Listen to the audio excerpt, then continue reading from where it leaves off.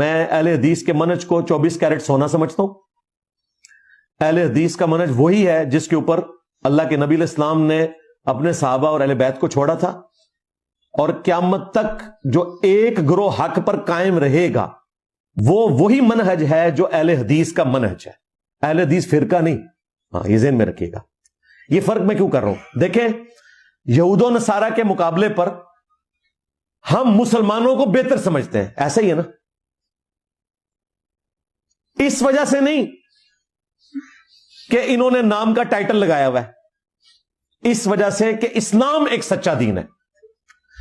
مسلمان جھوٹے بھی ہیں, مسلمان بدکار بھی ہیں, مسلمان اپنے دین کے دشمن بھی ہوئے ہیں, اپنے دین کے باغی بھی ہیں, پھر بھی ہم مسلمانوں کو یہود و نصارہ سے بہتر سمجھتے ہیں اس اعتبار سے کہ یہ اسلام کے ماننے والے ہیں. اس کا قطعاً کوئی یہ رزلٹ نہ نکالے کہ مسلمانوں کے کرتوتوں کو ہم درست سمجھ رہے ہوتے ہیں. ہم اسلام کی وجہ سے ان سے محبت کرتے ہیں.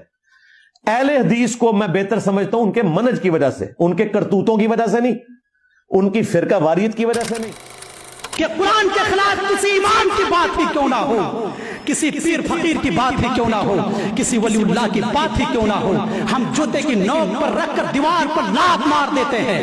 ہم اس کی بات کو نہیں مانتے. قرآن کی بات قرآن کی آیتوں کے ہوتے ہوئے, رسول اللہ صلی اللہ علیہ وسلم کے فرامین کے ہوتے ہوئے ہم کسی کی بات کو ترجیح نہیں دیتے. یہ ہمارا مسلک ہے, یہ ہمارا عقیدہ ہے.